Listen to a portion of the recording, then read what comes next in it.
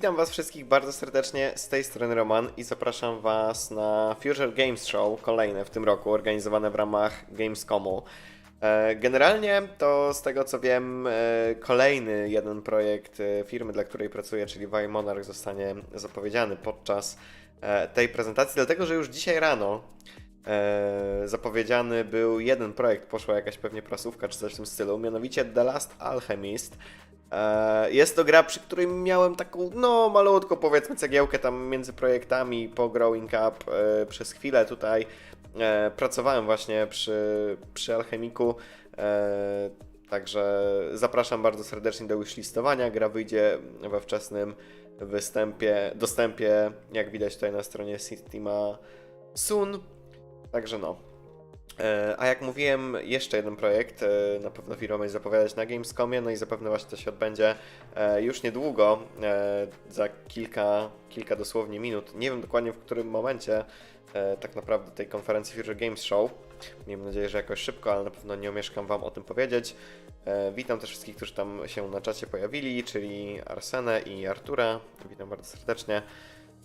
No i cóż, zobaczymy co jeszcze nam Future Games Show przyniesie. Ogólnie, no wiadomo, będą tutaj raczej właśnie gry mniejsze, indyki i ewentualnie gry 2A. Z tych, które będą tutaj pokazywane. Nie wiem ile całość potrwa, strzelam, że gdzieś godzinę. Nie pamiętam ile ten poprzedni w ramach E3 Future Games Show trwał, ale mam nadzieję, że będę mógł zapisać jakieś ciekawe gry. Wydaje mi się, że na poprzednim Future Games Show zobaczyłem South of the Circle, także no, w tą grę zagrałem. Wydaje mi się, że właśnie po tym pokazie, chociaż nie jestem pewien, być może gdzieś indziej o tej grze słyszałem. Głównie zagrałem w nią dlatego, że to 11 bici wydawali, tak naprawdę. No, także zobaczymy. Mam nadzieję, że więcej właśnie tego typu gier tutaj będzie pokazanych. Zanim jeszcze to się zacznie, bo minuta została, to dwie zapowiedzi. Otóż tak, postanowiłem, że jednak nie będę oglądać nagród gamescomowych, dlatego że nagrody gamescomowe są tylko z gier, które były na Gamescomie, a nic się za bardzo ciekawego wczoraj na ONL-u nie pojawiło. Także tego nie będzie. W każdym razie 30 sierpnia jest 101 w nocy, jest prezentacja nowych Ryzenów od AMD i to chcę oglądać. A także już dodałem wydarzenie na 10 września, będzie Ubisoft Forward. On był zapowiadany już bardzo dawno temu, jakoś chyba w lipcu. No i w końcu się zbliżamy do tego czasu, kiedy on się tam odbędzie, także też go tutaj już po prostu dam. Też o 21 się zacznie. Zapraszam, a tymczasem zmienię sobie scenę, bo się odliczenie kończy. Sorry też za tą kamerkę, że mam tak na jednej scenie odbitą, na jednej nie, ale nie chcę się tego poprawiać. A to było zrobione dlatego, że jak mój brat był na kamerce, no to tam, żebyśmy na siebie patrzyli.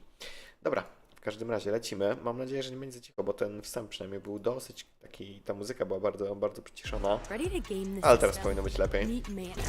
You slay, you achieve, you win. So should your bank account, because your power shouldn't stop when the game does. Mana is the best gaming rewards debit card where you can earn perks and points by paying and playing and get rewarded with the things you actually want. Czyli mamy reklamę tej many całej, tak samo jak i ostatnio, generalnie. Nie mam żadnego pojęcia, co dokładnie jest. To jakaś taka karta, po prostu gdzieś punkty jakieś zbiera i tu można wybierać właśnie jakieś perki i tak dalej. No dobra, zobaczmy w takim razie, co my tutaj w tym gamescomowym Future Games Show zobaczymy.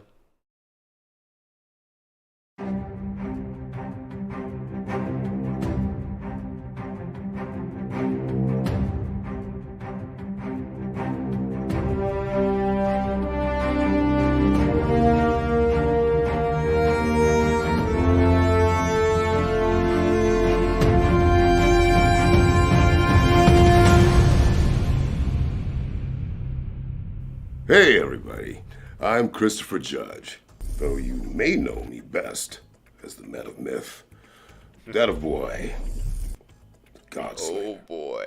Kratos, from Sony Santa Monica's God of War. To jest fajne, że oni tutaj zawsze biorą jakichś fajnych aktorów do prowadzenia tego. Was actually this deep, did ya? Usually that costs extra. Tonight, I'm swapping the axe for a humble microphone, because we've got a ton of exciting video game trailers to get through. But like all good adventures, this one requires teamwork. In fact, I'm calling on another mighty god's power to help me out. Oh, Danielle? Danielle?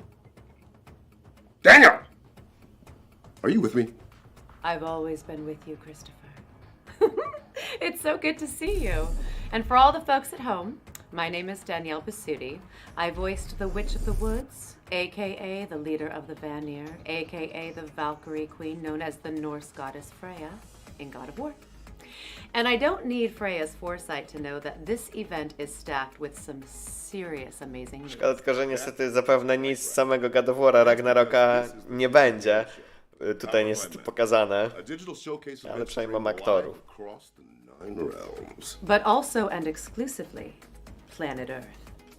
Tonight we'll be treating you to over an hour of exclusive trailers for upcoming videos. Czyli tak jak myślałem, gdzieś koło godziny to wszystko będzie trwało. And you can head on over to gamesradar.com to read all about them. Well, my darling, that was quite the intro, but we best get going. Fimble winter doesn't last forever, and we've got all that unfinished business to attend to. So let's kick things off with our very first world premiere. A czy będzie actually na tych grafikach? Czemu teraz już nikt nie robi world premiere w sensie głosu na tych pokazach? Jakby, why? A strange phenomenon occurs. Dude, are you awake? Oh, come on, man. We really need to talk. We just had a meeting here at Neuraxis. It's really bad, man.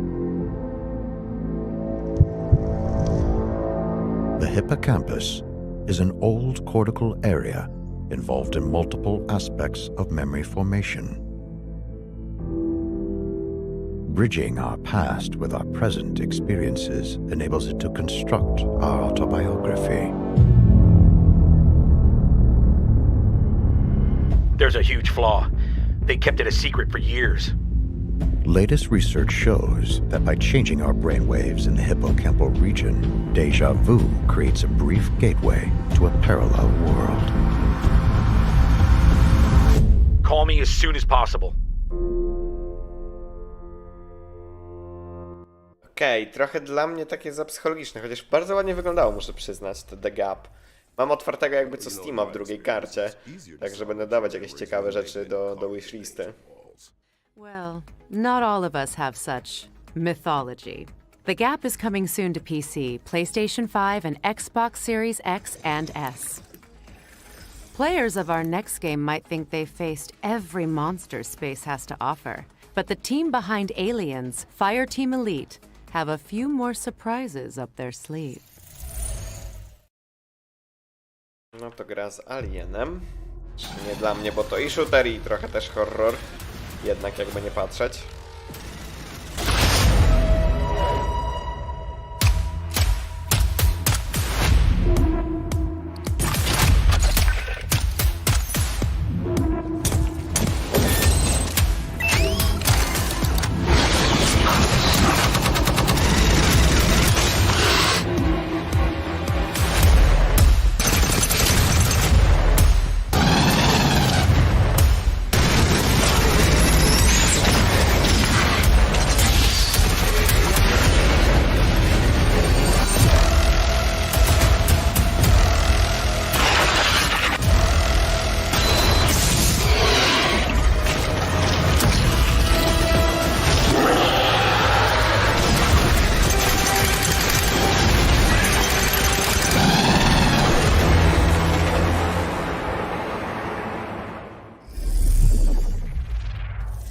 The mutated gameplay of Aliens Fireteam Elite Pathogen comes to PC, PlayStation, and Xbox on August 30th.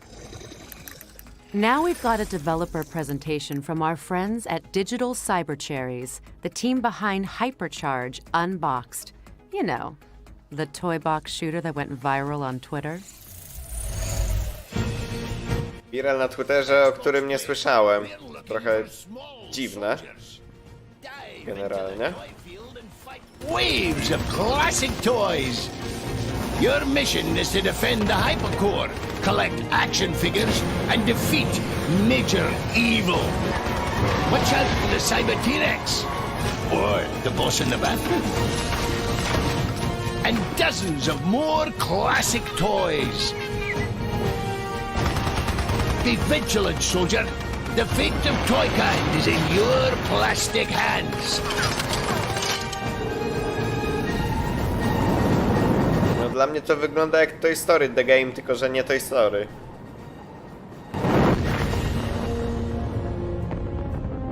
What are... Spoko. Jakby było za darmo, to już bym odpalił, ale... That disembodied voice sounds vaguely familiar. Hypercharged Unboxed is out now on PC and Nintendo Switch, with an Xbox and PlayStation release coming soon.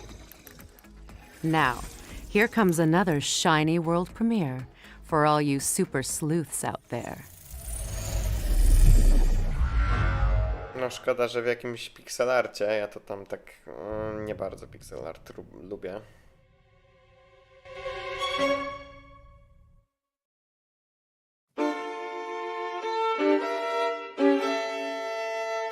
Ale to jest od twórcy, Boże, tej gry, tam była wymieniona przed chwilą.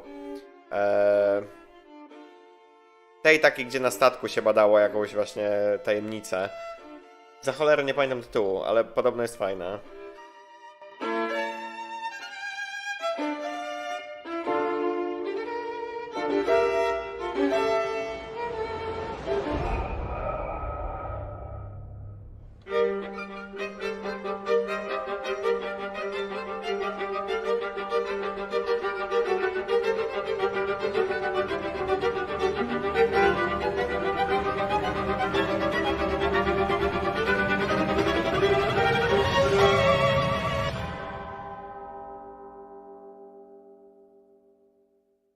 No wszystko fajnie, ale nie podoba mi się ten styl graficzny za bardzo. Ale jest demko na Steamie, jakby ktoś chciał. Murderous Mad Libs with a Midas touch. The Case of the Golden Idol is coming to PC in 2022, and we're pleased to announce a demo is going live right now on Steam. No snacks, fridge empty. It's time to answer the call of the trash can. Is that in the script, or are you just thinking out loud, Danielle? Oh no, it's actually the premise of our next game.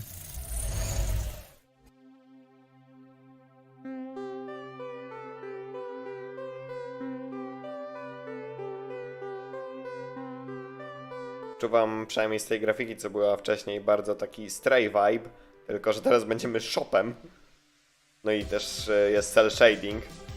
Ale też czuję, że pomysł na grę może być bardzo podobny.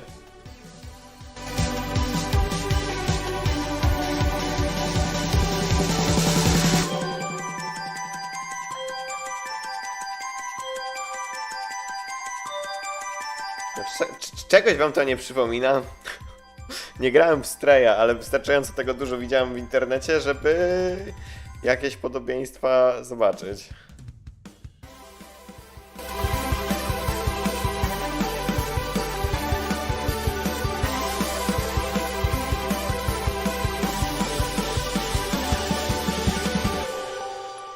Jedyne co to stylistyka tej gry, nie ma takiego przebicia, mam wrażenie, wiralowego jak właśnie Stray. Bo Stray miał no jakby dużo bardziej taką, bym powiedział, mainstreamową stylistykę, no tutaj trochę ten cel shading no nie jest jakiś, myślę, bardzo aż tak popularny, poza Borderami w sumie. Snackcoon is coming soon.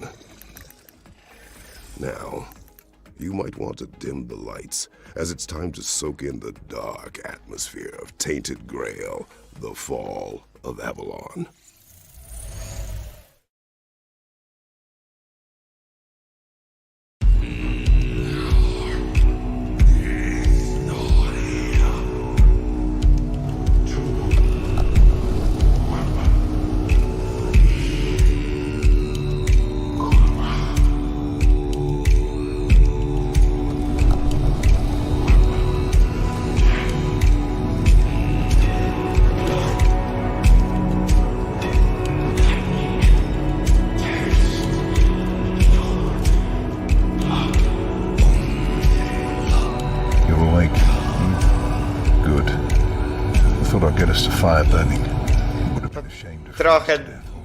Trochę tak paroletnio ta gra wygląda, jakby nie patrzeć. Nie jest jakaś piękna.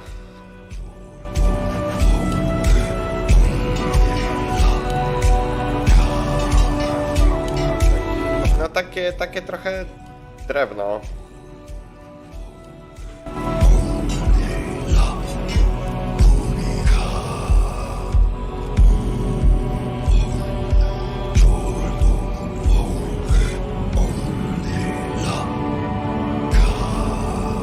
Tu jakiś paskudny pop-up obiektów był, Jesus Christ. To pokazali na trailerze, to trochę dziwne. Left of him, a mile down the road. The weirdness merged him with his horse. A horrible way to die, don't you think?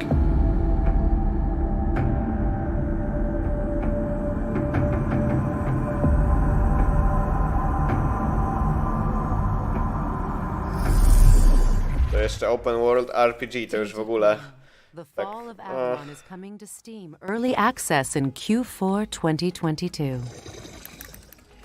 Our next game is steeped in secrecy. To właśnie which jest means we can all experience to, na co czekam najbardziej.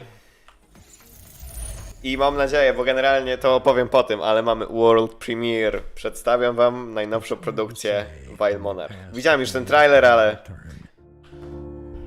But we did. We made our world uninhabitable. Because for the smartest animal on the planet, humans can be really stupid. Civilization started to creak at the seams. And if there's one emotion greater than greed in humans, it's fear. Perhaps it came too late, but it did. And when we are afraid, we get reduced to a single instinct: survival. We need land, we need food and shelter. But in the end, we need each other. We need communities. We need cooperation. We need to build something together. Will it be something that won't collapse this time round? Will we ever stop being afraid? Well, maybe you'll be the one to unite humanity and shape the society of tomorrow. Tak się właśnie, moi drodzy, prezentuje Floodland. Też przy nim nie miałem praktycznie żadnego udziału, jedynie wycinałem część rzeczy do paczek wewnątrzfilmowych. Tak właśnie, Floodland. 15 października? Battles at the ready, because Floodland is coming soon. From one dark world to another. It's time to catch Także up with tak, plot to twist. był w sumie The developers najważniejsza rzecz, na behind którą The Last czekałem. Taste of Benedict Fox, Właśnie na a Floodlanda. spooky Lovecraftian Metroidvania. No. I zapraszam do wishlistowania ogólnie.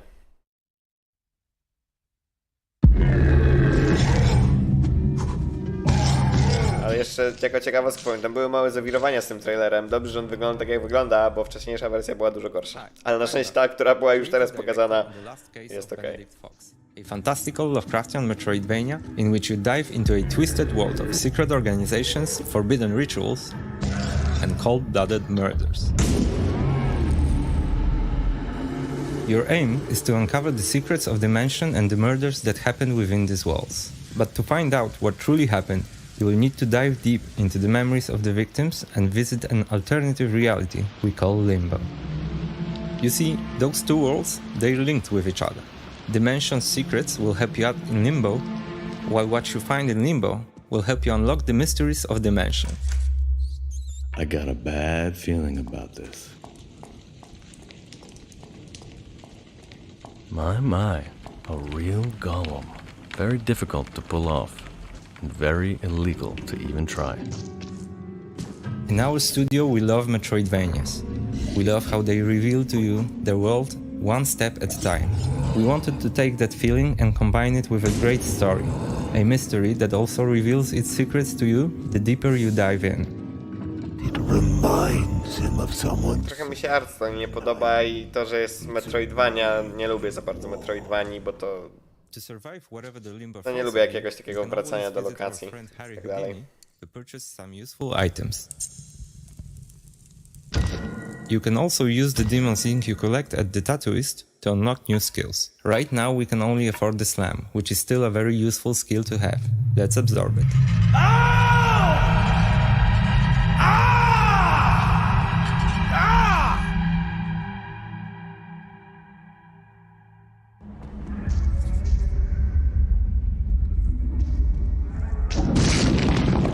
That was the slam skill that we just acquired. What did you think?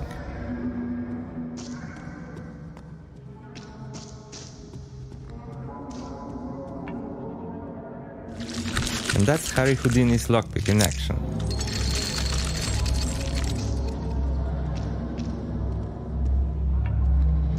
Resentment and fear.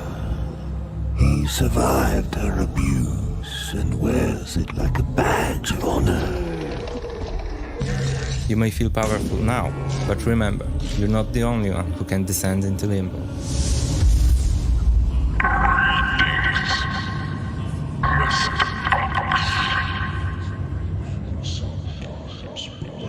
No, jak mówiłem, ta gra tak nie za bardzo mi się szczerze podoba, ale oni chyba wygrali coś wczoraj na ONL-u nagrodę chyba najbardziej oczekiwanej gry na Xboxa? Coś mi się tak wydaje? Bo tam widziałem, że to ta firma Plot Twist robiła. Order while at the whim of a tricksy, malevolent beast. I thought this one was a cozy condo-esque puzzler. It's up for interpretation.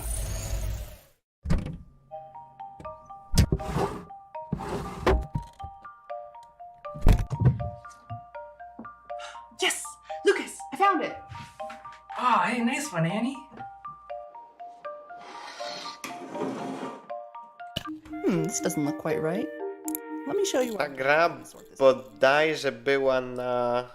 Oj, coś stało. I Stream Dead. Chyba.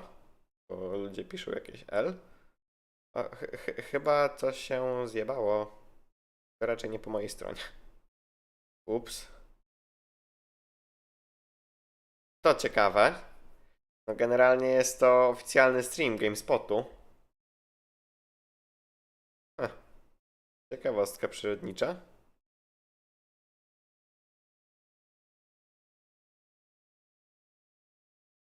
Okej, no ktoś coś próbuje ogarniać.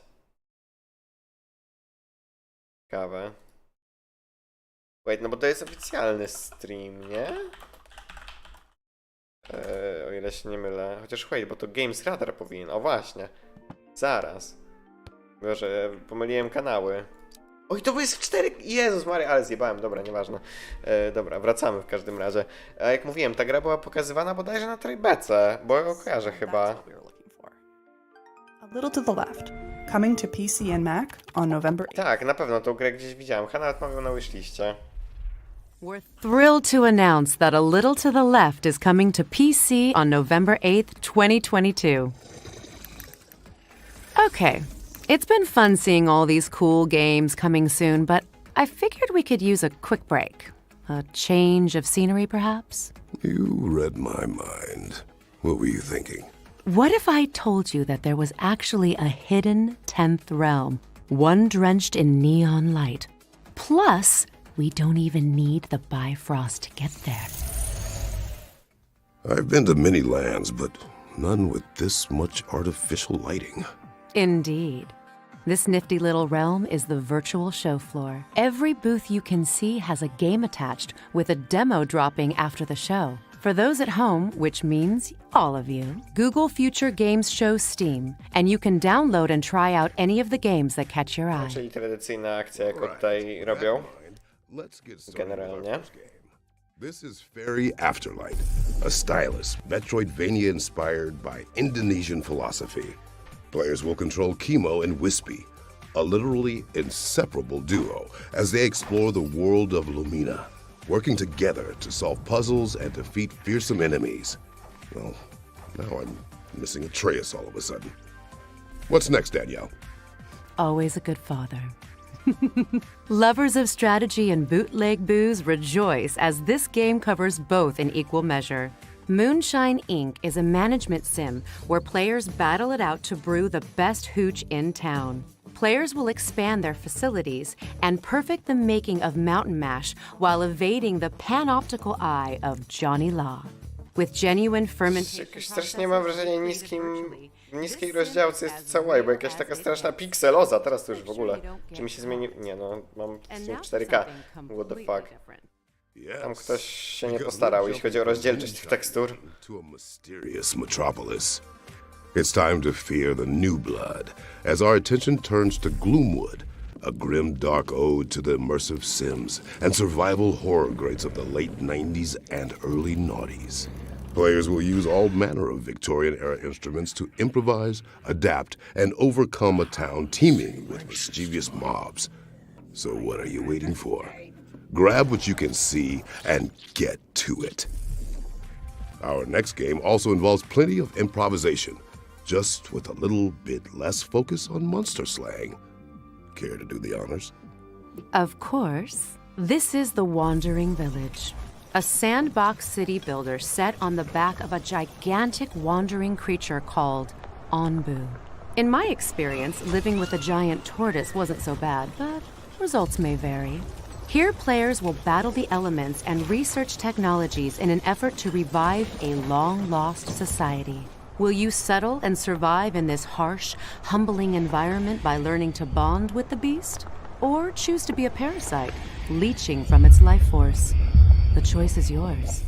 Where are we off to next? This game is bound to strike a chord, or maybe a few. Demonic musicians gather their cards in Power Chord, a rogue-like deck builder from Big Blue Bubble. Equip gear and create combos to Też tą grę już gdzieś wcześniej widziałem, tylko nie pamiętam za bardzo gdzie. held in grungy grottos and hellish hole-in-the-walls. Monsters come in all shapes and forms, from demons to dentists, or at least they do in our next game, Never Awake. This is a twin-stick shooter set in the mind of a little girl called Rem. Players will battle their way through 80 levels of her vivid nightmares, each one brimming with creepy manifestations of everything from vegetables to dogs and, yes, even school friends. Its charming art style will have you questioning whether it's creepy, cute, or a great mix of both. Now, if you'd rather wield fear as a weapon than fight against it, then this next one is for you. The Fabulous Fear Machine is a pulp horror strategic simulation game where players will generate terror and expand their influence through the spread of scary stories and creepy conspiracies. From Bloody Mary to reptilian overlords, let the unexplained mythos of the public consciousness become your ammunition. What have you got for me, Danielle? I think the question is, what haven't I got? Anno Mutationum is a sleek cyberpunk RPG that blends 2D and 3D graphics to create a rich world that you'll just want to dive into. When you're not bartending or dog-sitting a cyborg corgi, you'll be slashing your way through cybernetic monsters and pursuing criminals in the underbelly of this atmospheric, vibrant neon metropolis. Our next game will teach you to... Wow, jakoś tak dużo tych gier. Mam wrażenie, że ostatnio było ich dużo mniej, przynajmniej tych demek na tym buffie ich wirtualnym. Chociaż żadna nie jest jakaś świetna. Nic mi się nie chce z tego wszystkiego zagrać. To help out their friends and unravel the history of this strange world. Dress up and clean up as you get to know these little parts with big hearts. Just try not to screw up your jumps in the demo. Well, I can't wait to see what those little guys get up to. But alas, it's time to get back on the Rainbow Bridge because that marks the end of our trip to the virtual show floor. Remember, folks, you can head to the Future Games Show Steam page to check out free demos for all of our featured games. Ah, good to be back on terra firma. Don't forget to try those games after the show. Now, it's not often that you get a threequel, you know. O, znowu mamy Goat Simulator. Generalnie. Ta gra się pojawia praktycznie na wszystkim, na czym się chyba da. But for me, this is definitely the goat. Oczywiście trailer, pierwszy gameplay był wczoraj revealnięty na Opening Night Live. Generalnie.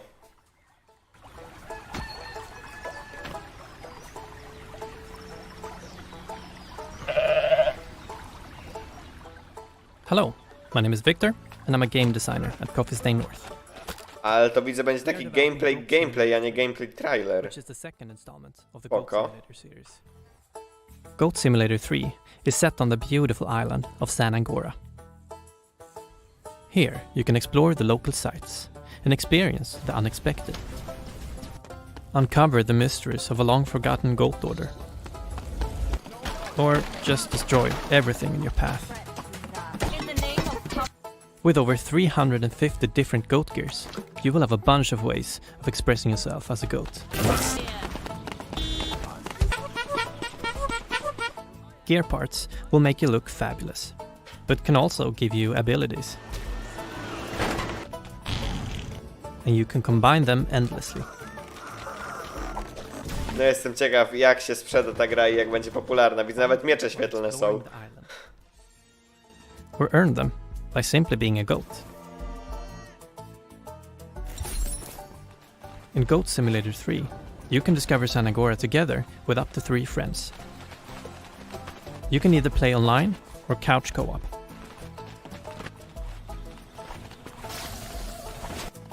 Everything you do in single player, you can do in multiplayer as well. Together, you can wreak havoc in San Angora without any restrictions.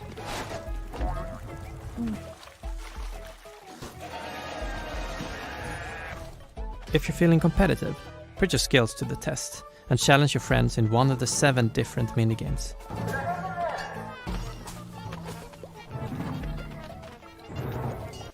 Minigames can be played either at a specific location for a tailored experience, or played anywhere you want. You can play a round of car derby on a nice open field. Or maybe on a less optimal spot on the island. Generalnie chaos the game, jakoś tak nie wiem.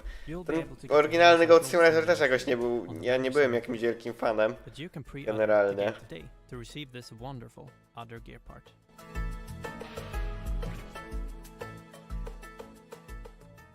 No, ale przynajmniej gameplay był, taki gameplay, a nie gameplay trailer jak wczoraj.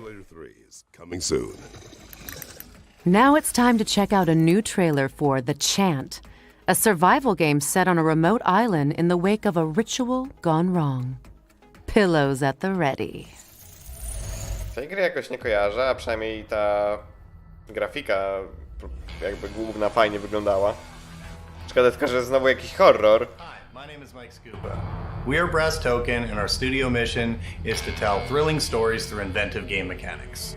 The Chant is a third-person horror action-adventure game set at a remote island spiritual retreat. After a group ritual goes wrong, your spiritual awakening soon becomes a fight for survival.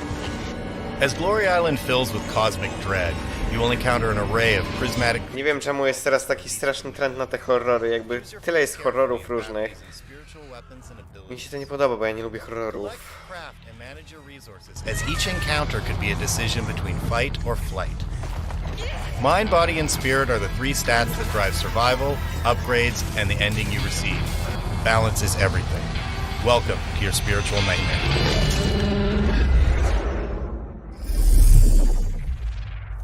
The Chant is coming to PC, PlayStation, and Xbox in 2022. All right, it's time to learn more about Ereban Shadow Legacy, which was revealed during the Xbox and Bethesda showcase earlier this year. Nawet nie pamiętam tej gry, także będzie to nic ciekawego zapewne. Helios. They search for someone who does not exist. The Shadow. Hi everyone, I'm Alex, one of the founders and game designer from Baby Robot Games. We are really excited to be here today with you at the Future Game Show. Right now, and in partnership with Raw Fury, we are working on our debut game, Ereban Shadow Legacy, a fast-paced stealth platformer set in a sci-fi and morally grey universe. Dobra, to już trochę mi się przypomina z tym takim byciem taką chmurą właśnie. Dla mojego brata się to bardzo podobało, bo on bardzo lubi grę, która się nazywa, teraz sobie nie przypomnę tytułu, ale jakąś taką skradangę, dzisiaj też jakąś tam ninja gra generalnie. Today, we'd like to take a deep dive into Erevan's main mechanic, the shadow merge. The origin of this mechanic came from our passion for stealth games since we were kids. Traditionally, they all have used shadows to make you less visible, so we thought, what if you could literally merge with them? We took a whole different game as reference, Splatoon, and after testing how it was to move through the shadows in a similar way they do with the ink, we immediately realized the huge amount of possibilities this opened. A big one is that when you are inside the shadows, you are totally undetectable. This allows you to smoothly advance under the enemy's feet, suddenly appear behind their backs if you choose to play lethal, or conveniently disappear right in front of their noses if you are in danger. As long as you are not flashed by a light, or stay too much time merged in, the shadows have your back. Apart from that, the shadow merge also means a big advantage in terms of mobility. For example, wherever there are shadows, you can climb walls and reach high and otherwise inaccessible places. Or you can use moving objects, or even their moving shadows to navigate from one place to the other. Or you can go through small spaces, ignoring fences, bars or gratings. Or you can jump from high places and smoothly land in a shadow. No nie powiem, ta mechanika jest bardzo ciekawa generalnie, fajnie wygląda. So it's up to you to discover and combine all its possibilities. And that's only for the base mechanic, as during your adventure you will learn upgrades and completely new shadow powers. But well, that's a whole new topic for another time. Erevan Shadow Legacy will be available on 2023 on Steam, but you can already wishlist it if you liked what we showed you today. Besides, we partner with Xbox to bring you the game for Xbox One, Series, and on day one on both PC and Xbox Game Pass. Oh, also don't forget to follow us if you don't want to miss any update. Thank you very much for watching, and we hope you enjoy the rest of the show. No nie powiem, jednak ta pokazówka gameplaya trochę mnie przekonuje, bo mechanika się wydaje być bardzo ciekawa. Aż sobie tam do wishlist sam tam szkodzi. Exactly a god's forte, but I respect it nonetheless. Wishlists at the ready, because Erevan's Shadow Legacy is coming to PC and Xbox in 2023. Now we're moving from shadow powers to a shadow drop. Our next reveal is a real nostalgic surprise.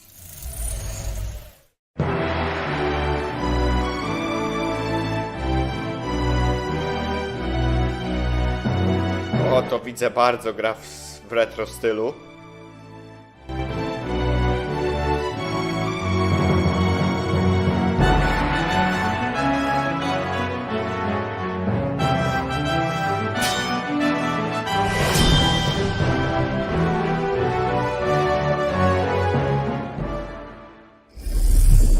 We're pleased to announce that the English translation of Wizardry, The Five Ordeals, is out now on Steam.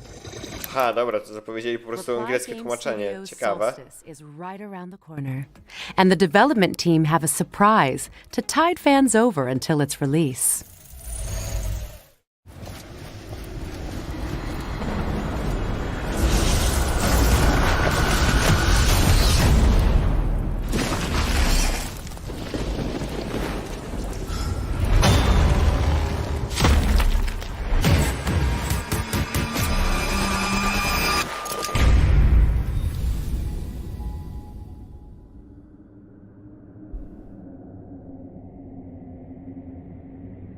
Japońskie, także to nie dla mnie.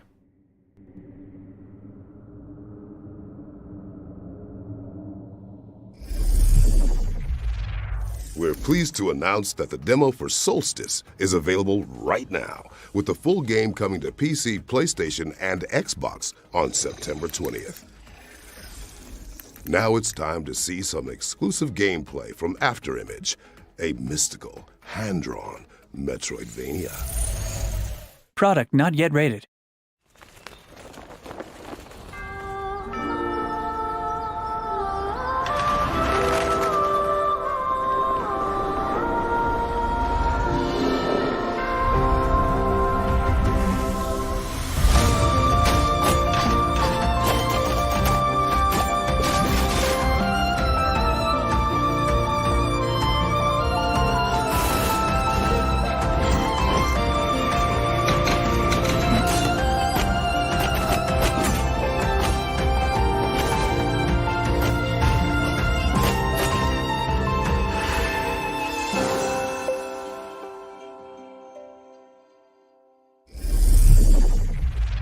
Afterimage is coming to PC, PlayStation, Xbox, and Nintendo Switch in Q4 2022. We debuted this next game during our spring showcase earlier this year, but we're proud to reveal more details about the player's exciting mission in Deliver Us, Mars. Mam to na wishliście, bo ostatnio przeglądałem też moją wishlistę. Nie pamiętam, czemu tą grę dostałem, ale bardzo chcę sobie przypomnieć. This is Kathy. Please come in. Mission Opera has only one objective. Bring the Arks and their revolutionary technology back home. What do you expect to find on Mars? I'll see you soon, my bear. Kathy, why did you want to come on this mission so badly? T-minus 2 minutes to cruise stage separation. Everybody copy? Copy. Copy. Copy. Starting burn. Okej, to chyba jest jakaś przygodówka. Trailer ten wygląda zajebiście i gra tak samo.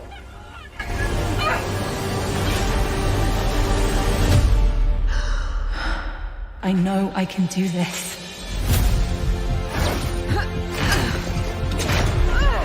How does it come to this? Having good intentions isn't hard, Kathy. The hard part is knowing the difference between what's right and what's wrong. Czasami graficznie trochę nie domaga. We have to leave. I will not risk the success of this mission. How do you stay strong through all of that? How do you stay... Dad! Good.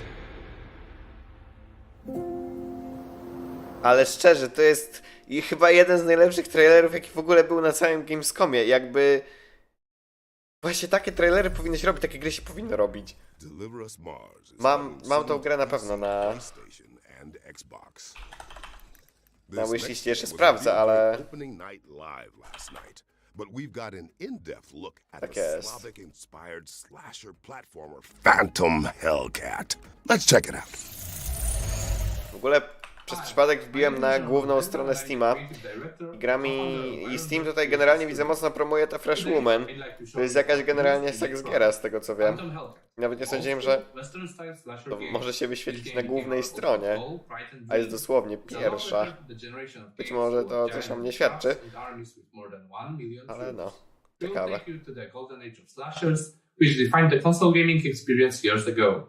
Please take a look at the trailer and enjoy the rest of the show.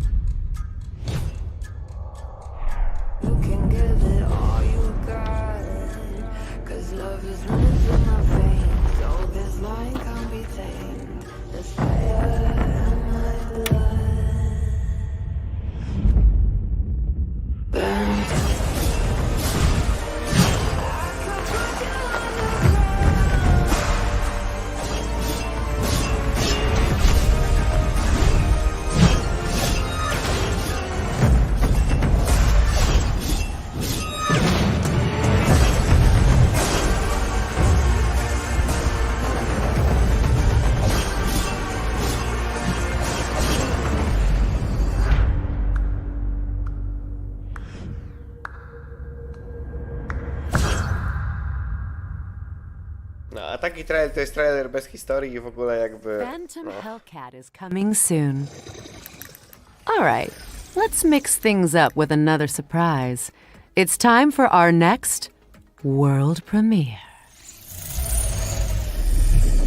Przynajmniej Daniel nam robi namiastkę tego world premiere. Generalnie.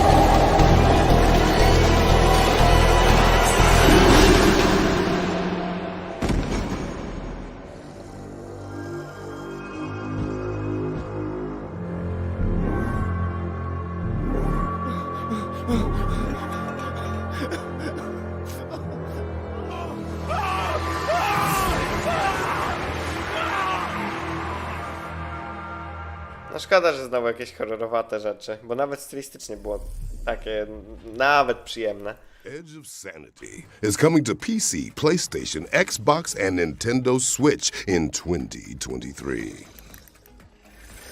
Our next trailers are all from our friends at Wired Productions, who have some news about 3 of their exciting upcoming games.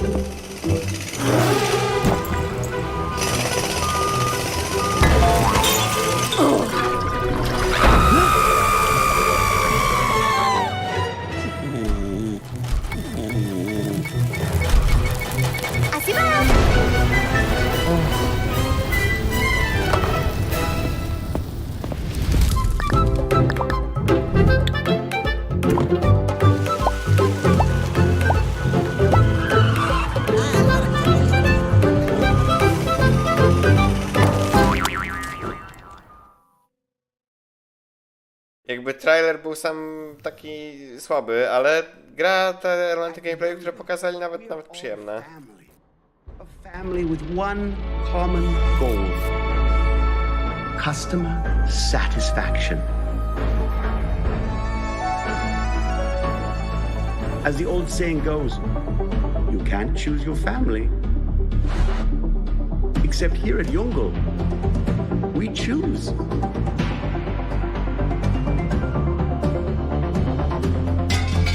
Be the horse that wins the race. Be the kitten that gets the milk. Be the sperm that gets the egg. Don't let me down.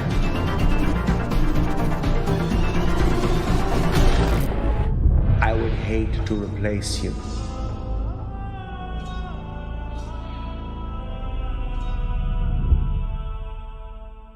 Gra zainspirowana pracownikami Amazonu. The cycle begins anew.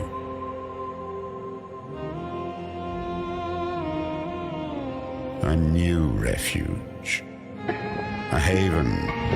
A bastion from which to rebuild. But this time we will succeed.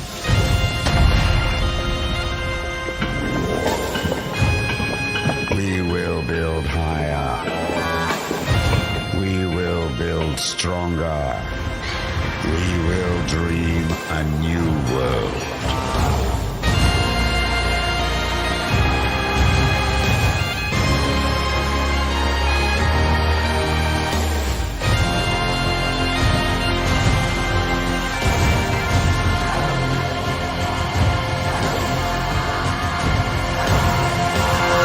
Najbardziej co mnie ciekawiło w tym trailerze i gameplayu, to jak oni zrobili to budowanie i te efekty. Bardzo to fajnie wyglądało.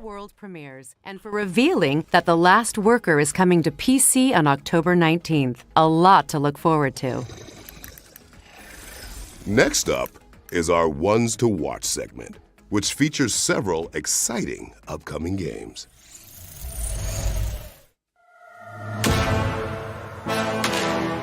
Okej, czyli jakiś mashupik rzeczy, które będą niedługo pewnie wychodzić.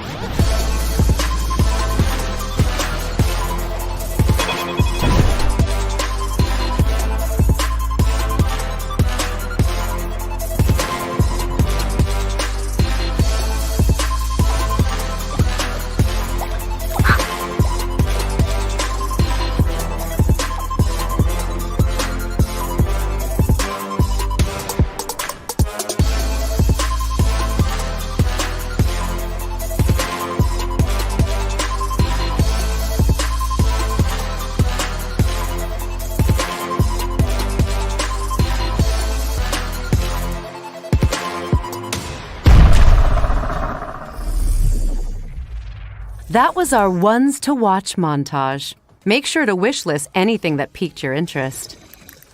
It's hard to niestety believe that nic there mi are nie any piknęło world premieres left, but damn generalnie it, we've zainteresowania. got one more for you. Don't say we don't treat you here at the Future Game Show. Okej, czyli rozumiem, że się zbliżamy do końca i to jest ostatnia nowa gra. Być może jeszcze pokażę coś, co było wcześniej zapowiedziane. No także bez strzału niestety. Ponownie.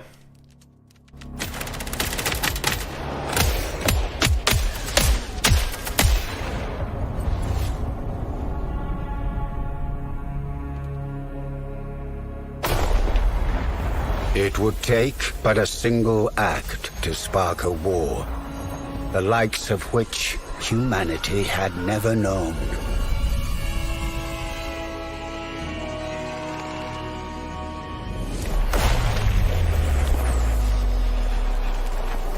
Countless millions would now fight to hold the line, with success measured in inches.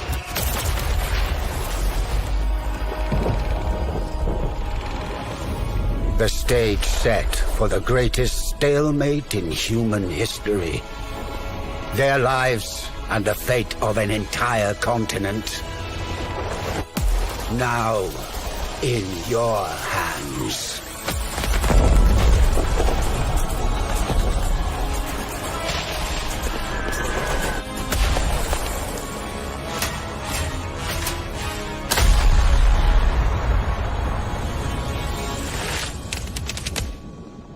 No spoko, nie wygląda źle.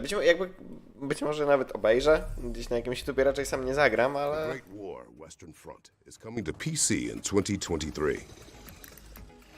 Next, we've got a new trailer for Backfirewall, a tragicomic adventure set inside of a smartphone.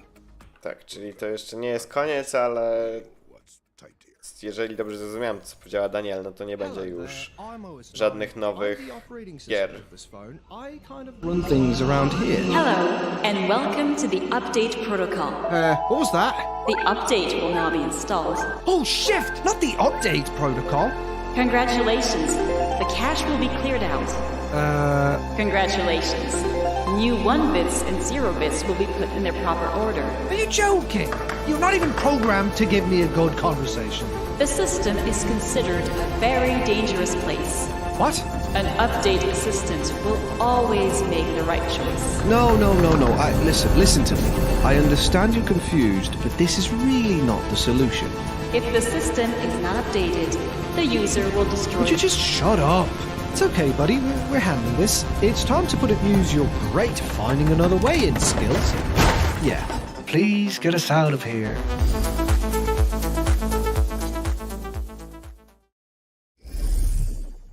A demo for Backfirewall is available now on Steam, and the game is coming to PC, PlayStation, Xbox, and Nintendo Switch in 2022.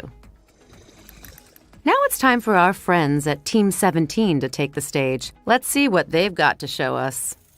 O proszę, to jeszcze będzie kolejny mashup. Razem od Team 17.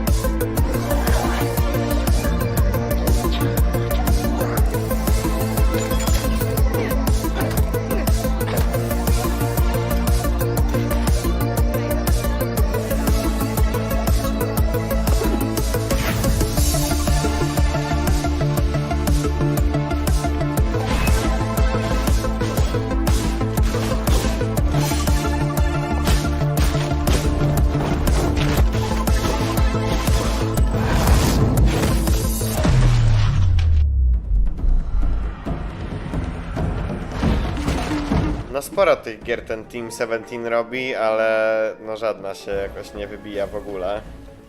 Niczym ciekawym.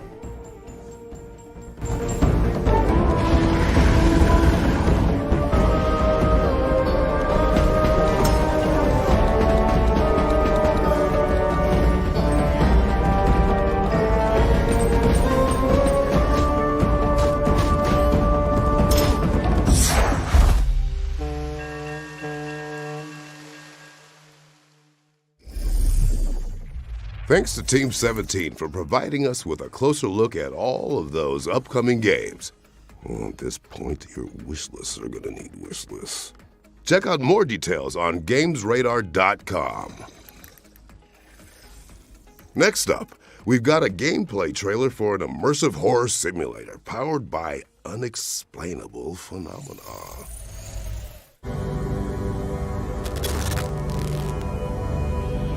No chyba jeszcze chwilę będziemy musieli się tylko pomęczyć z oglądaniem tego. Zostało pewnie jakieś 5 minut.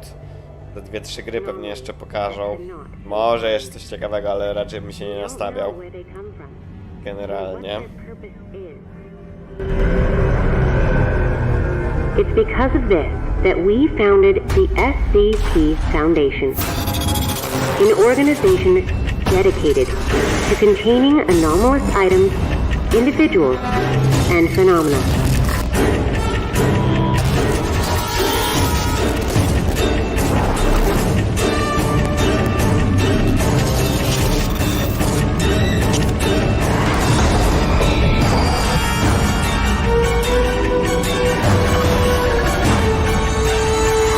We secure, we contain, we protect.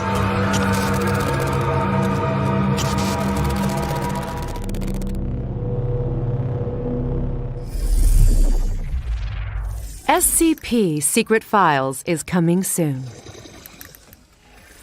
Okay, earlier I may have told a little white lie when I said there was only one more world premiere. Because I'm looking down at my script right now and I'm actually seeing another 1, 2, 3, 4, yeah, let's just say 1 for now. Ciekawe, czy rzeczywiście jeszcze będzie trochę tych nowych premier, czy ta jedna? Oszukali nas wcześniej. Nieładnie.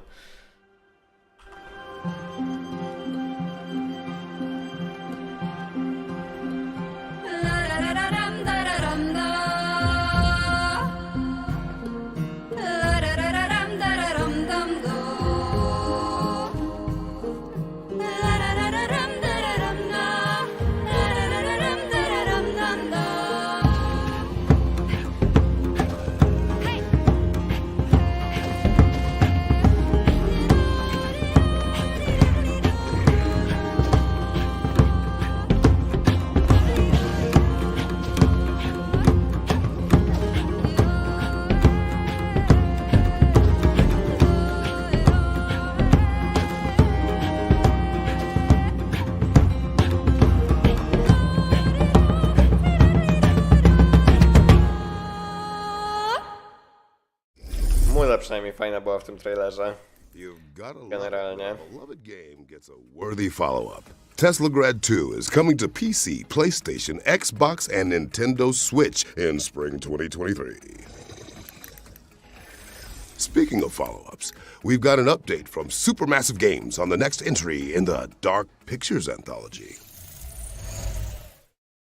Jakby te Dark Pictures Anthology, te gry wyglądają tak świetnie. Dlaczego to muszą być horrory? Gdyby to były gry narracyjne, tylko nie horrory, tak wyglądające. Boże, kupowałbym jak świeże bułeczki, tak? To nawet tego się nie tykam, bo się boję. Dosłownie się boję. We're trapped. What do we do? Is this a good idea? I don't see any other options. This has been weird every step of the way, and now it's getting scary. This is beyond messed up.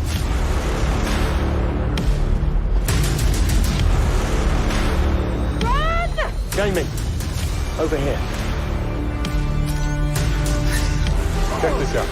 It's a puzzle, a riddle of some sort. Tricks and traps, playing games. That's not what I was expecting. What was that? Can't handle much more of this. There's a lot of miles between eccentric and murderous. You okay? Not even close. He wants to choose, doesn't he? Oh my god. If we don't do something, both of them will die. We have to choose. Now! Get the fuck out anyway. Okej, tu widzę jeszcze jakieś takie motywy z piły jakiejś. Trochę bardziej wchodzą. Jakby te gry mi się tak podobają, ale czemu to muszą być horrory? Czemu to muszą być horrory? Dark Pictures anthology, The Devil in Me, which we now know is coming to PC, PlayStation, and Xbox on November 18th, 2022. Next up, the team at Cortez Productions have sent us a gameplay trailer for their Kurwa, znowu atmospheric horror. horror game, Jezus Maria. War Trauma.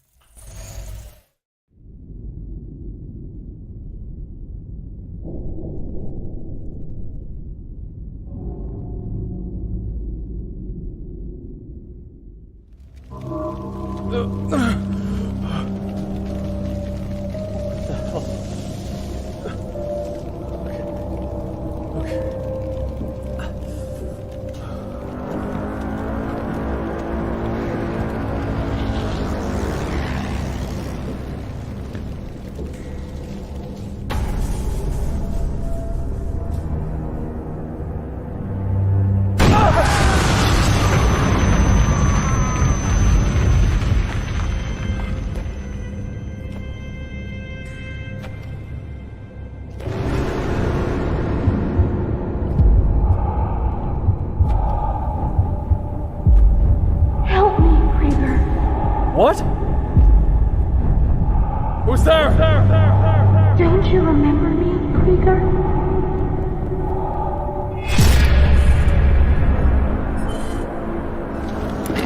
That thing represents everything we felt here. I know it is not human. At least, it wasn't meant to be.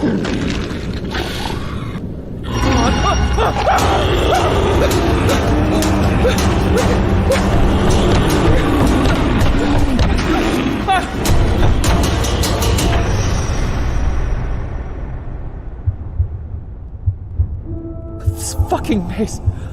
How am I here again?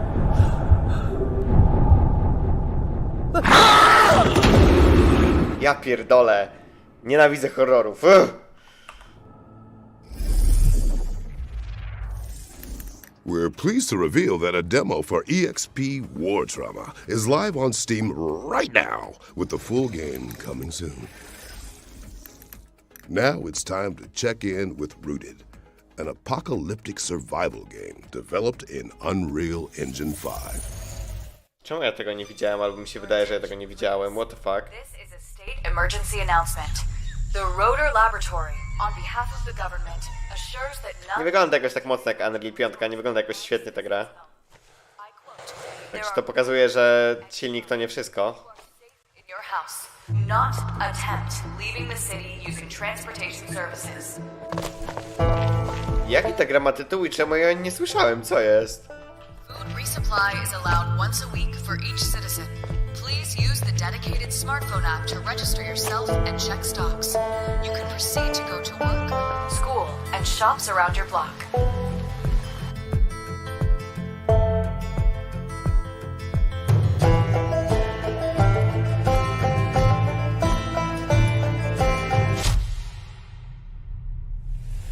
It is crucial to have your ID card with you at all times in case of control.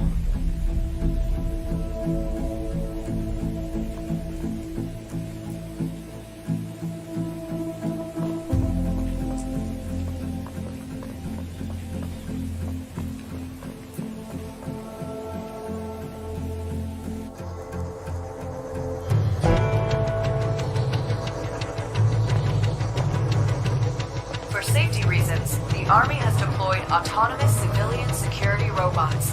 They are here to protect you.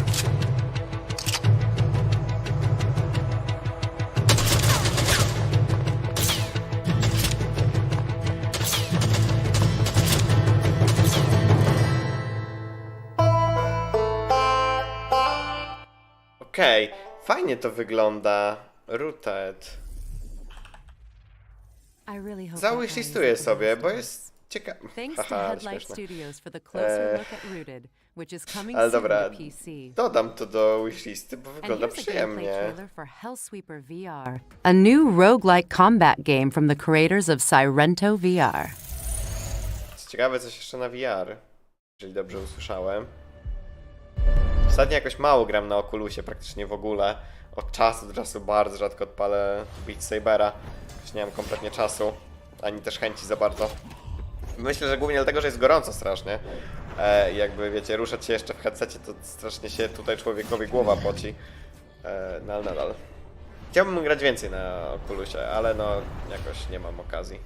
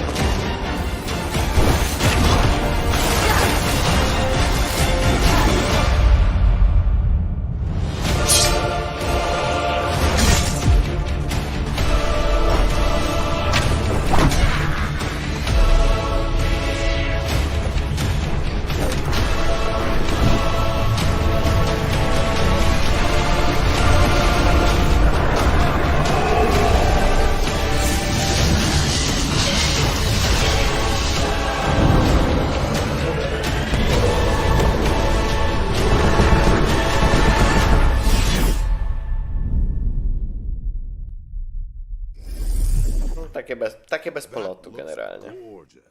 Hellsweeper VR is coming soon to Steam VR and MetaQuest 2. Our next game is Strayblade, where players explore an ancient... Mamy trochę po 21 i widzę jeszcze dalej lecą z tymi grami, no spoko. Jeszcze jak one były fajniejsze, to było fajnie. Ale cóż...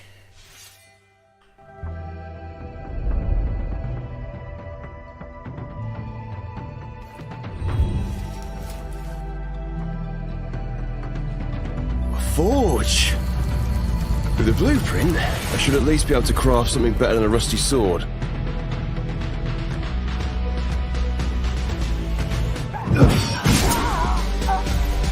This could be useful. Time to forge!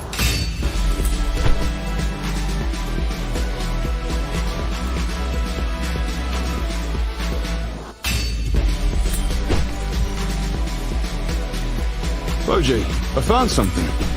With feeling? I can't wait to try this.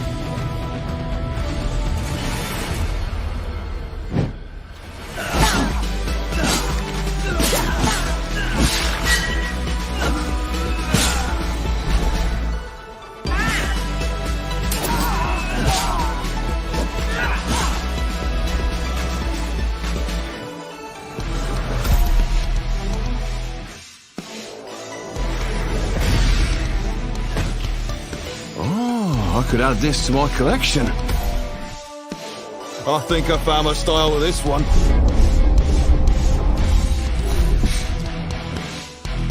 Oh my. You want to know what this is, right? Well, this behind me is an arcane forge. It was used by the LSE to create the most powerful weapons, armor, and more.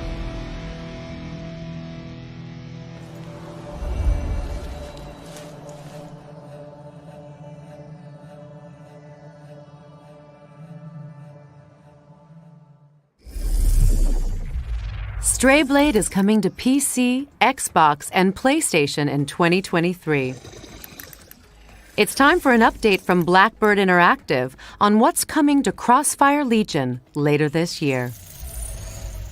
Welcome to Crossfire Legion, Commander. We are delighted by the community feedback in the last 3 months of early access. 2 large updates have been released, and we have more in the works. By the end of this video, the latest update, 1.3, will have been released. 3 new units are joining the game, completing the roster with a total of 57 different units for you to play. We're releasing the new refinery map for the high-intensity mode, Payload. This will open up 8 different maps for you to fight your foes on. We are also releasing the 3rd act to the campaign. It's here we establish New Horizon, and why this faction is hellbent on world domination. With this, we will be delivering hours of intense campaign action, with more to come. And for the first time, we are releasing a new level editor, giving you the tools to unleash your imagination and create new content for the community. And this is only the beginning, Commander. We have new modes planned, extra maps for you to fight on, new units to complete your strategy, more co-op modes to play with friends, and entirely new missions for our campaigns coming in the next few months. There's no time to hesitate, Commander. We want you to join us to help shape the game. Update 1.3 is available now, and for a limited period, you can get Crossfire Legion with 34% off. Tak sobie ta gra wyglądała, szczerze. And the August update is coming very, very soon. We've had a lot of fun tonight, but let me tell you what's not fun, Danielle. Lies. Oh. Is there another world premiere? Yes. Well, the good news is that we've got something electric lined up. Roll the clip. Kolejna jeszcze nowa gra, których miało nie być, no spoko. Chciałbym, żeby już to skończyli, nie chcę mi się tak tego oglądać, że masakra.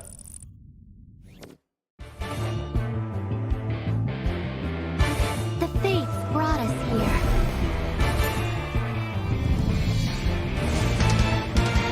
O, jakaś bijatyka rytmiczna, okej.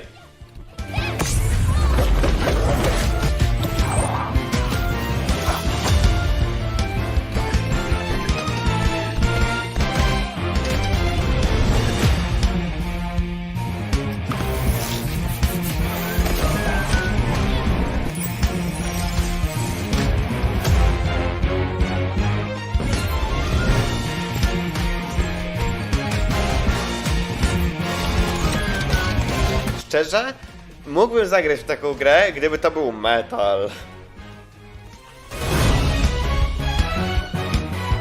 Gdyby God of Rock, tam coś jakaś gitara w tle, coś się stara, ale to tak... Bust out your loots because God of Rock is coming soon to PC, PlayStation, Xbox, and Nintendo Switch.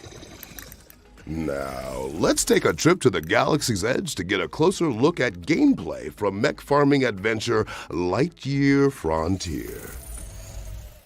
Hi, I'm Sebastian, and I'm the community manager for Lightyear Frontier. We're excited to share our first ever look at the early gameplay of Lightyear Frontier. We hope you enjoy. In Lightyear Frontier, you'll be starting a new home on a distant planet as an exoformer. Your mech comes equipped with all the tools you need, so put them to good use. After you get on your feet, start your first crop by planting seeds and watering them. You'll be able to sell them at the merchant for more materials, or to use in crafting.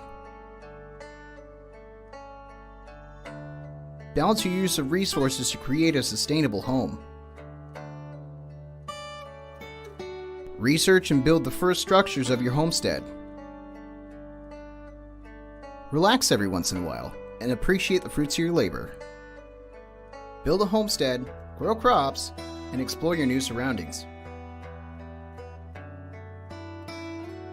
You'll need to collect materials from the environment around you to start.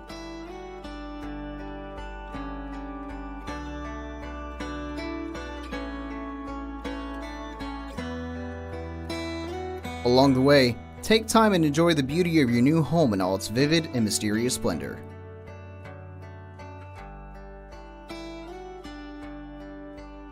The planet is full of beautiful and expansive environments. Be sure to take in the scenery.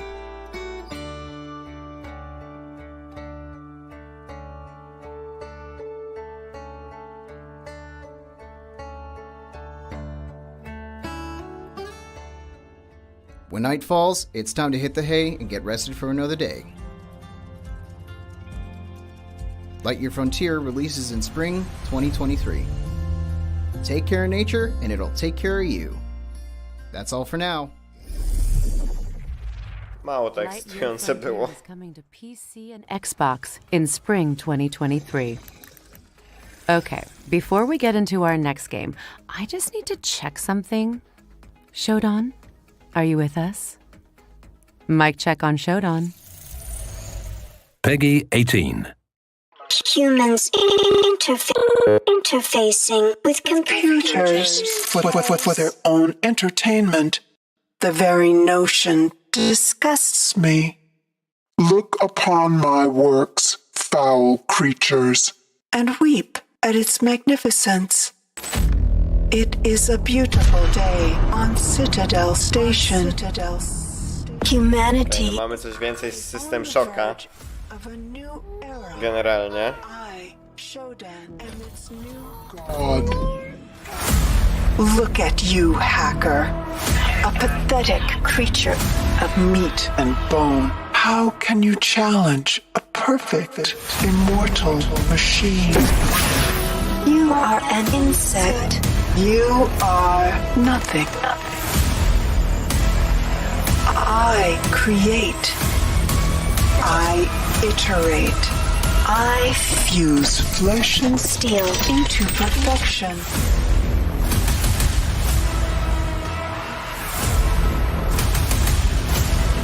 My children, hacker. Their blood is on your hands. You will suffer for your transgressions. These are my avenging angels, and they will have retribution.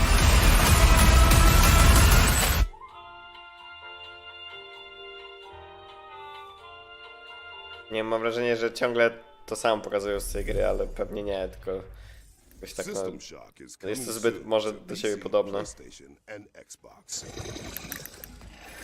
You know, Danielle, horror games are a lot like onions. What, you mean like they make you cry? Well, yes, but also they have layers. Or at least Bluebird Team thinks so. You're such a softie. Wow, to po prostu świetne wprowadzenie do kolejnych Layers of Fear zapewne. Znowu horror. Przynajmniej od blooperów także. Pure joy at the immediate response to my action. And then a surge of power as I realized that the piano would do what I wanted it to. What is left of it now? Now I see it. I will never be like one of his paintings. But I can make the paintings be like me. Scarred, broken, hidden from the world, imprisoned in this house. I know what must be done. I want out.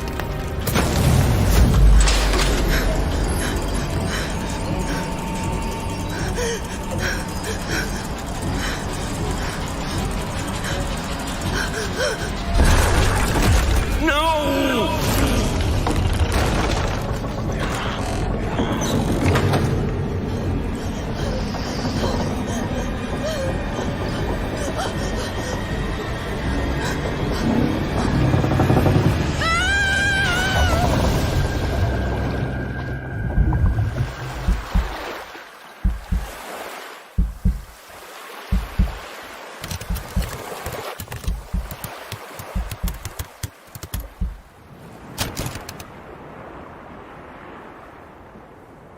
No, Layers of Fear, dokładnie, no innej opcji nie było. Ale to horror, także no. That was your first look at gameplay from Layers of Fears, which is coming to PC, PlayStation, and Xbox in 2023. Wow. What a show it's been. And you only said boy, wait, 1, 2, 3 times. Oh, I know. It took a lot of restraint. Look, I'll be honest. I am feeling a bit unresolved. Like, maybe there's more to come. I feel that too. Also, it's written in the script. The one more thing.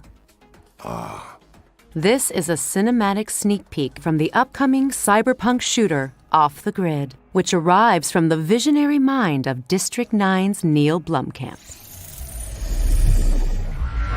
Myślałem, że coś z Cyberpunka pokaże. Powiedziała Cyberpunk takie, co? Ale dzisiaj radzie mieli swojego streama tego aniversarowego, na którym nic nie zapowiedzieli. To też było wiadomo, tam oczywiście polskie serwisy growe pisały, o no, może coś pokażą, tam nowy update albo DLC, ale na Twitterze tam community managerka potwierdziła, że nic nie będzie nowego pokazywanego i rzeczywiście nic nie było. Na szczęście to już jest ostatnia rzecz, także dobrze, bo już tak mi się nie chce tego oglądać. Three vehicles up ahead. Previous team pinned down by mine. They got our loot.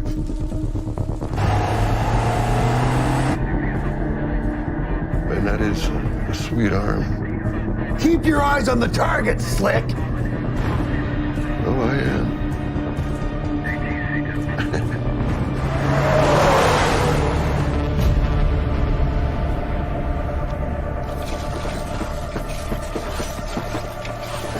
You gotta get out of here. Shit! Here they go! Thanks. Storm, take him out. Grant, you're with me.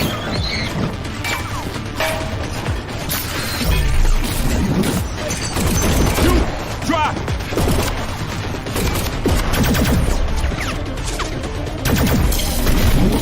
You get in there!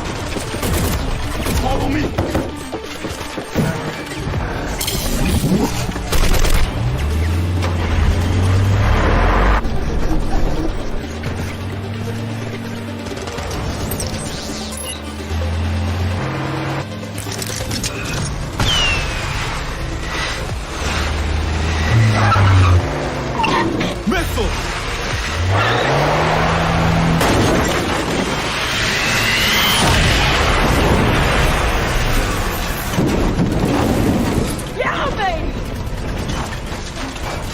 What are you gonna do to us?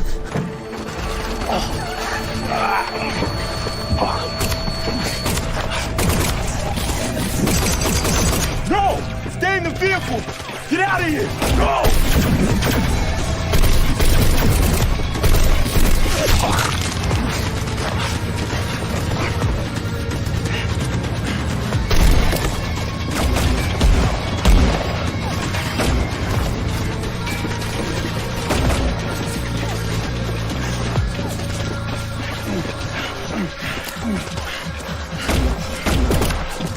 Should have left already. Lionel wants him out alive. You can't let these butchers have him. Yeah, agreed.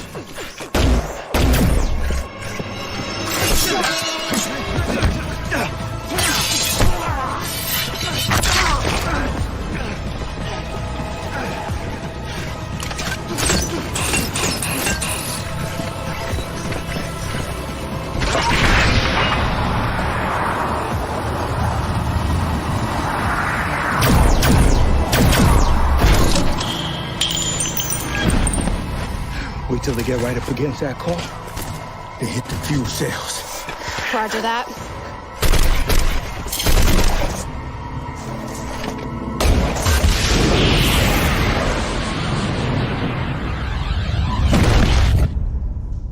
No trailer generalnie niezły, tylko ile to będzie miało wspólnego z grą, to podejrzewam niewiele. Don't forget, you can try out all of the demos on our Future Game Show's Steam page. And you can head on over to GamesRadar.com to read follow-up coverage on all of the games shown today. A massive thank you to everyone involved in making this show possible. Our sponsors, Mana, and of course, all of our friends at home for tuning in. I'm Christopher Judge. And I'm Danielle Vasuti. And this has been the Future Game Show at Gamescom 2022. O proszę, nawet się fragment trailera Floodlanda dostał do podsumowania tego wydarzenia. No nie było fajnie, nie oszukujmy się generalnie. Tak naprawdę najlepsze było Deliver Us Mars, ale to już było wcześniej zapowiedziane, tylko więcej z tej gry pokazali. Może jestem trochę biased, ale drugą najlepszą rzeczą no był w sumie trailer Floodlanda i zapowiedź właśnie tej gry. No a tak poza tym jeszcze ta skradanka. Nawet ta mechanika z tymi cieniami wyglądała interesująco. A tak poza tym no to niestety przede wszystkim nic nowego interesującego nie ma generalnie. No cóż, także Gamescom w tym roku naprawdę mało udany, niestety. Mamy jeszcze reklamę Mamny, ale to już tam myślę nie jest takie ważne. Zostawię to w tło, albo może nie, może po prostu cofnę. No, Crazy Iwan, no w sumie to Crazy. Dzięki za stream, również dzięki za oglądanie. Jakby no trzeba było wysiedzieć, nie było nic ciekawego, ale cóż. Tak więc co, najbliższa rzecz, no to dosyć późno, bo o 1 w nocy 30 sierpnia znaczy się, będzie prezentacja nowych Ryzenów, którą chcę zobaczyć. W sumie i tak pewnie ostatecznie nie kupię na premierę nowego kompa tak naprawdę, bo trochę kasy aktualnie nie mam, ale cóż. A także będzie jeszcze Ubisoft Forward, to już za dłuższy czas, 10 września dopiero, ale tam mam nadzieję, to w końcu będzie jakiś pokaz, na którym będzie coś ciekawego. Jakby, nie wiem, no może Ubisoft zapowie nowego Asasyna, jakieś inne, większe gry, które będą bardziej mi siadać, tak, pod względem fajności. No i zobaczymy, tak czy jak dziękuję za oglądanie, dziękuję za wysiedzenie i do zobaczenia na kolejnych streamach. Pa, pa!